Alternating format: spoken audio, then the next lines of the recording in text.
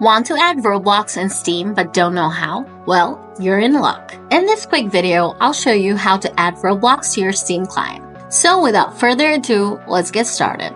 First, open up Steam client by double-clicking on it from the desktop. Next, click on Library.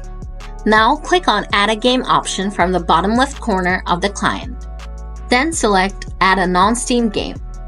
Now from the pop-up window, scroll down and find Roblox Player. Take the box right next to it and click on Add Selected Programs. Now, Roblox Player will be added to your Steam client and you can click on Play to start Roblox. If you want to change the name to Roblox, either right-click here and select Properties or click this little gear icon and select Properties. Now, just ditch the player part and close the tab. And that's how you add Roblox to your Steam client. If this video did the trick for you, smash the like button.